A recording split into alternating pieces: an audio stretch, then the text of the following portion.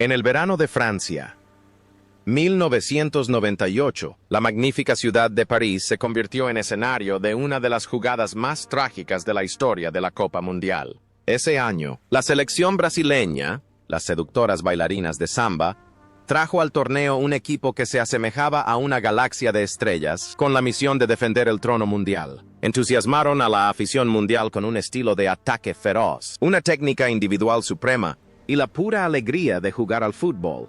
Ronaldo el Fenómeno a los 21 años, el mágico Rivaldo o Roberto Carlos con sus disparos desgarradores, no solo buscaban la Copa de Oro, estaban escribiendo la definición de la belleza futbolística.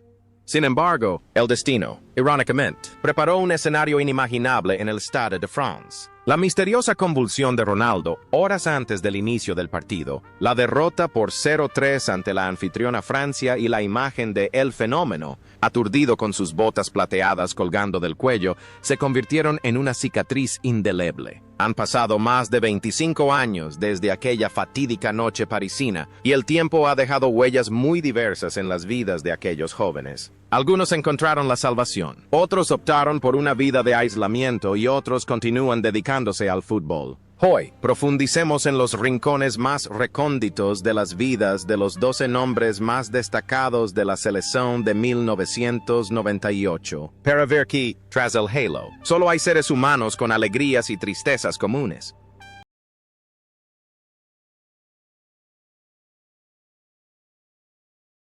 Ronaldo Luiz Nazário de Lima. Posición: delantero. Comencemos con el protagonista de la tragedia y la gloria de aquel año, Ronaldo de Lima, en Francia 98. Aquel joven de 21 años no era solo un jugador, era un fenómeno, un alienígena que había aterrizado en la Tierra. Con una velocidad vertiginosa, pases que dejaban a los defensas en apuros y una capacidad goleadora implacable, Ronaldo era el alma, la mayor esperanza de toda la nación brasileña. Con 4 goles y 3 asistencias, arrastró al equipo hasta la final. Pero entonces, una misteriosa convulsión en su habitación de hotel, pocas horas antes de la final, lo convirtió en una sombra errante sobre el terreno de juego, dejando miles de preguntas sin respuesta. Tras esa derrota, la vida de Ronaldo fue una epopeya de dolor y resurrección. Regresó al Inter de Milán, pero su rodilla se destrozó, literalmente, entre gritos desgarradores en el Olímpico. El mundo entero creyó que su carrera había terminado, pero no. Como un ave fénix que resurge de sus cenizas, regresó milagrosamente al Mundial de 2002 para saldar su deuda con el destino, y luego vistió la camiseta del Real Madrid para formar parte de los Galácticos. Sus últimos años en el AC Milan y el Corinthians fueron una batalla incesante entre el talento innato y un cuerpo lleno de cicatrices. El hipotiroidismo le provocó un aumento de peso incontrolable, convirtiendo al elegante fenómeno en Ronaldo gordo a ojos del público, pero su sonrisa de dientes saltones y su amor por el fútbol nunca se extinguieron. Fuera de la cancha, Ronaldo es un astuto hombre de negocios, pero también un hombre sentimental. Ha pasado por varios matrimonios, reconoció a sus hijos extramatrimoniales en su juventud y siempre vivió con el corazón abierto. Compró el Real Valladolid y el Cruzeiro, el club donde empezó, para saldar sus deudas de gratitud. La gente ve en Ronaldo la transformación de un genio frágil en un dueño poderoso y sereno. Conecta su rol en la cancha con la vida real de una manera peculiar. En el campo, superó a todos los defensas, mientras que en la vida, superó el dolor físico y las burlas del destino. Hoy, a sus 47 años, Ronaldo disfruta de la vida de una leyenda viviente. Ya no hace carreras arrasadoras, pero su intelecto e influencia aún dominan el mundo del fútbol. Es presidente, inversor y, sobre todo, la prueba más palpable de una fuerza de voluntad extraordinaria, recordándonos que, por muy dolorosas que sean nuestras caídas, aún podemos levantarnos y brillar con más fuerza que antes. Rivaldo Vitor Borba Ferreira. Posición: centrocampista o fenazante/delantero. Junto al vibrante Ronaldo, Rivaldo era un discreto Rivaldo que rozaba el misterio. En 1998, a los 26 años, Rivaldo era el arquitecto del ataque brasileño. Con una zurda imponente, disparos potentes de larga distancia y un dominio magistral del balón, marcó 3 goles y dio 2 asistencias. Aunque no tan vistoso como Ronaldo, los expertos admitieron que Rivaldo era el jugador más importante tácticamente. Jugaba con sigilo, eficacia y cálculo, como un asesino sin rostro. La carrera de Rivaldo después de 1998 fue un camino que ascendió hasta la cima y luego descendió suavemente. Ganó el Balón de Oro en 1999 y se convirtió en una leyenda en el Barcelona con aquella clásica chilena contra el Valencia. Tras ganar el Mundial de 2002, fichó por el AC Milan y luego emprendió un extraño viaje nómada de Grecia y Uzbekistán a Angola. Rivaldo jugó hasta los 43 años, no por dinero, sino porque no podía vivir sin la sensación de rodar el balón. Incluso jugó un partido profesional con su hijo, Rivaldinho, en un raro momento sagrado entre padre e hijo. Proveniente de un barrio marginal sumido en la pobreza, tan desnutrido que perdió los dientes y desarrolló piernas arqueadas, Rivaldo lleva en sí la austeridad y la humildad. No le gustan las fiestas, no tiene escándalos y vive una vida aislada con su familia. El contraste entre un artista extravagante en el campo y un hombre tímido y tranquilo en la vida real hace que la gente lo respete aún más. Jugó al fútbol para escapar de la pobreza y cuando se hizo rico, jugó para rendir homenaje a la vida.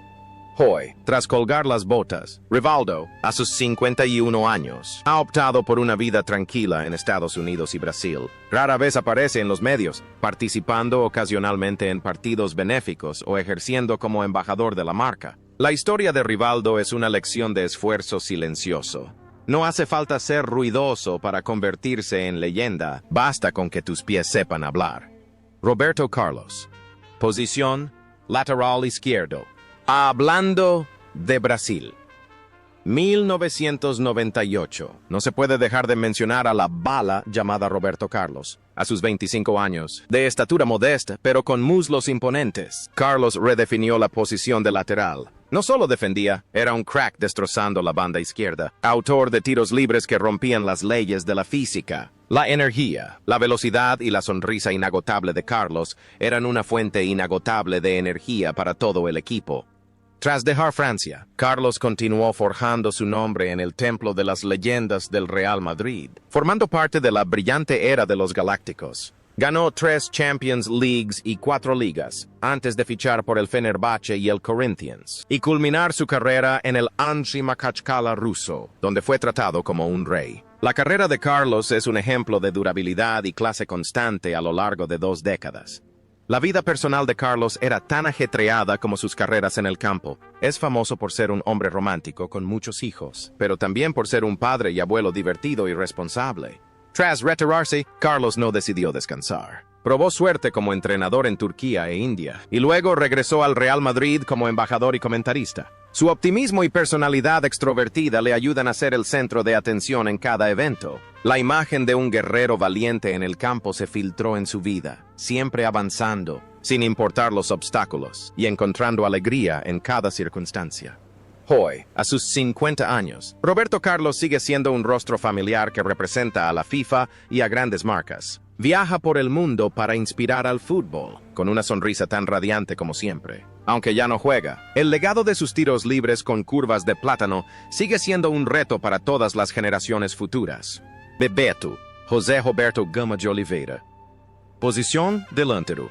Bebeto, el jugador de 34 años que participó en ese torneo, fue el nexo entre 2 generaciones. Llegó a Francia como campeón del Mundial de 1994, aportando experiencia y astucia para guiar a su joven compañero, Ronaldo. Aunque ya no estaba en su mejor forma física, la inteligencia de Bebeto y su capacidad para rematar al primer toque seguían siendo increíblemente precisos. 3 goles en el torneo demostraron la clase del bajito. Después de 1998, la carrera de Bebeto llegó a su fin. Pasó por numerosos clubes, desde España y México hasta Japón y Arabia Saudí, antes de retirarse en 2002. A diferencia de muchos colegas que se dedicaron a entrenar, Bebeto se dedicó a la política. Llegó a ser diputado por el estado de Río de Janeiro, con la aspiración de cambiar la sociedad, tal como una vez cambió el curso de un partido. Su imagen celebrando un gol con el gesto de mecer al bebé en 1994 se convirtió en un símbolo inmortal de la paternidad en el fútbol. El bebé que entonces estaba en el vientre materno, Matías Oliveira, ahora también se ha convertido en jugador profesional, siguiendo los pasos de su padre. En la vida real, Bebeto es un hombre de familia, tranquilo y bien cuidado. Su paso a la política revela otra faceta suya. la responsabilidad con la comunidad y el deseo de contribuir al país no solo a través del fútbol. Si en la cancha era un artista que se abría paso entre las defensas rivales, en el ámbito político también se esfuerza por sortear las dificultades para beneficiar a la gente. Hoy, a sus 60 años, Bebeto sigue activo en la política y la vida social. Su cabello está salpicado de canas, pero conserva la mirada penetrante de aquel asesino en el área. Su trayectoria demuestra que los futbolistas pueden convertirse sin duda en líderes sociales ejemplares. Dunga, Carlos Caetano Bladorn Very.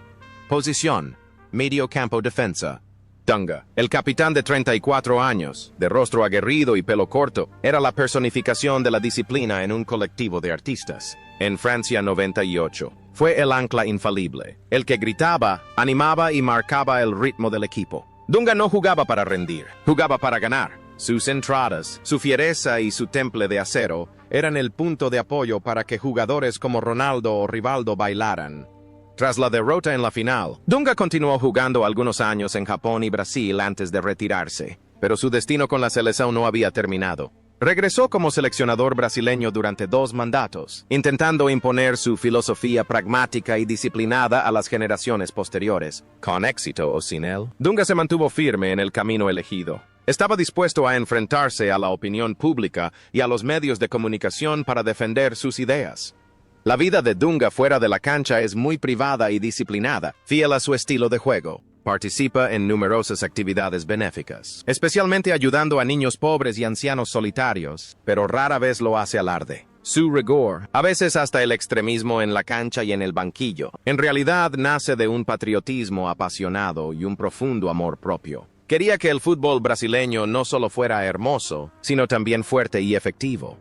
Hoy, a sus 60 años, Dunga ha dejado de ser entrenador de alto nivel para dedicarse a su familia y a sus proyectos sociales. Vive una vida tranquila, alejado del bullicio del fútbol moderno. Pero siempre que se menciona a Dunga, la gente aún recuerda a un capitán quisquilloso, un guerrero solitario en medio de un bosque de artistas, siempre dispuesto a hacer de malo para proteger a su equipo. Claudio Taffarel. Posición: portero. En la portería, Claudio Taffarel, a sus 32 años, era el ángel guardián de Brasil. Aunque no poseía la estatura ideal, Taffarel lo compensaba con reflejos sobrenaturales y una capacidad suprema para atajar penales. La semifinal contra Países Bajos en 1998 fue su propio escenario, donde atajó 2 penales decisivos que llevaron a Brasil a la final. La fría serenidad de Taffarel en medio de la presión fue un sólido punto de apoyo espiritual para todo el equipo. Tras el torneo, Taffarel se convirtió en una leyenda en el Galatasaray, Turquía, donde ganó la Copa de la UEFA y la Supercopa de Europa, títulos históricos. El pueblo turco lo adora como a un hijo de la patria. Tras retirarse, Taffarel se convirtió en entrenador de porteros, trabajando en el Galatasaray y actualmente en el Liverpool y la selección brasileña. Es el maestro que guía a Alisson Becker, transmitiendo sus secretos a la generación moderna de porteros con buen juego. Taffarel es un hombre devoto e increíblemente bondadoso. Él y su esposa han adoptado a muchos niños, dándoles un hogar familiar. Su vida no tiene cabida para fiestas lujosas, sino que gira en torno a la familia, la fe y el campo de entrenamiento. Su paz interior es el secreto que le ayuda a mantener la serenidad en el punto de penalti. En el campo, es un muro de acero, pero en la vida real, es un padre bondadoso con un gran corazón. Hoy, a sus 57 años, Taffarel sigue trabajando en el campo de entrenamiento del Liverpool, con una sonrisa amable y manos aún ágiles. Su trayectoria es un testimonio de humildad y dedicación, un héroe silencioso siempre detrás del halo de los delanteros para preservar el resultado para el equipo local. Cafu, Marcos Evangelista de Moraes. Posición: lateral derecho. En la banda opuesta a Roberto Carlos estaba Cafu, el hombre de 3 pulmones del fútbol mundial. A sus 28 años, Cafu atacó y defendió incansablemente durante 90, incluso 120 minutos. Fue el sustituto perfecto de Jorginho, aportando equilibrio entre ataque y defensa. En 1998, Cafu jugó todos los partidos, siendo el motor inagotable de la banda derecha. La carrera de Cafu a partir de entonces fue aún más brillante. Fichó por la AS Roma y luego por el AC Milan, donde ganó todos los títulos de la élite. La cúspide de su gloria llegó cuando portó el brazalete de capitán y alzó el trofeo de la Copa Mundial de 2002. Cafú es el único jugador de la historia en participar en 3 finales consecutivas de la Copa Mundial 1994, 1998, 2002. Su radiante sonrisa mientras mascaba chicle se convirtió en un sello distintivo. Sin embargo, la vida de Cafú no fue color de rosa. A pesar de siempre sonreír, tuvo que afrontar el mayor dolor de un padre: perder a su hijo Danilo por un infarto mientras jugaba al fútbol en 2019. Esa tragedia abatió al hombre más fuerte, pero Cafú logró recuperarse.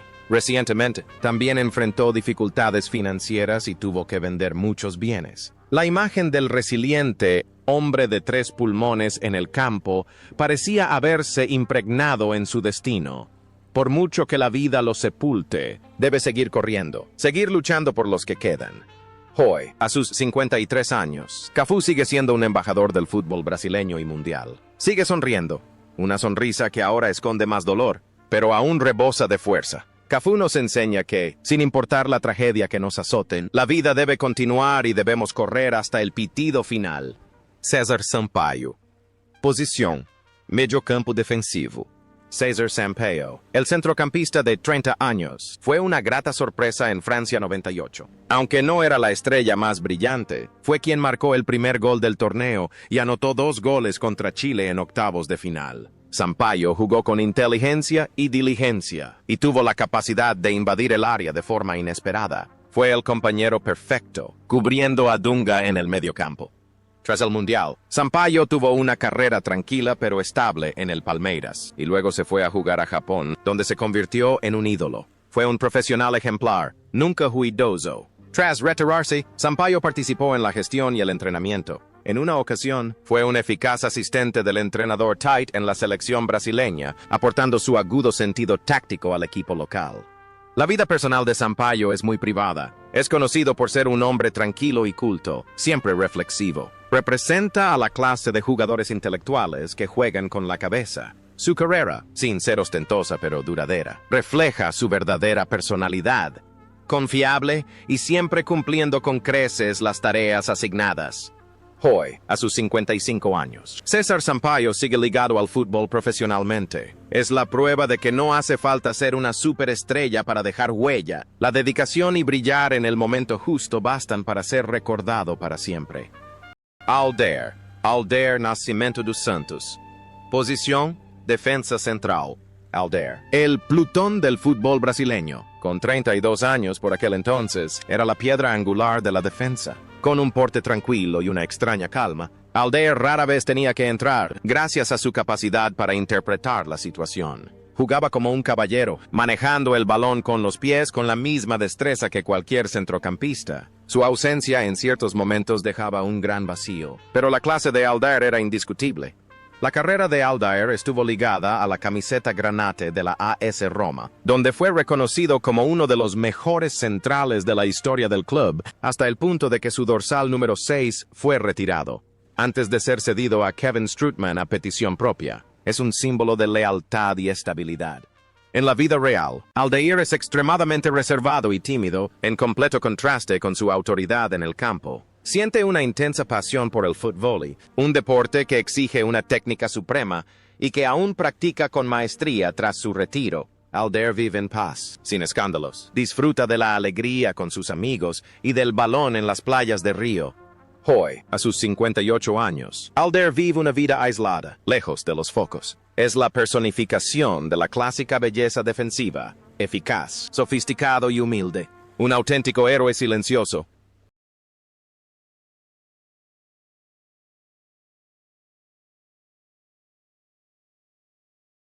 Júnior Baiano. Posición: defensa central. Junto a Aldair estaba Júnior Baiano, el gigante de 28 años con un estilo de juego implacable. Baiano era el tipo de central que infundía miedo en los delanteros rivales con su físico y sus entradas feroces. Sin embargo, también era una bomba de relojería con errores tontos o faltas innecesarias, como el penalti contra Noruega. Aún así, su fuerza era un elemento necesario para complementar la debilidad de los jugadores que jugaban por encima de él. La carrera de Baiano se vinculó principalmente con clubes nacionales como Flamengo, Palmeiras y Vasco da Gama. Fue un nómada en Brasil, ganando numerosos títulos, pero también envuelto en numerosas controversias debido a su temperamento irascible. La vida de Baiano refleja su personalidad, directa y un poco salvaje. Es un bromista, siempre provocando risas o problemas a sus compañeros. Tras retirarse, probó suerte como entrenador en ligas menores, transmitiendo su experiencia de pura cepa a la juventud. Hoy, a sus 54 años, Junior Baiano aún conserva su figura robusta. Aparece con frecuencia en programas de comentarios con declaraciones directas, sin escatimar en críticas. Es la pieza áspera y espinosa que constituyó la diversidad del equipo de ese año. Leonardo Nascimento de Araújo. Posición: extremo baja defensor completo.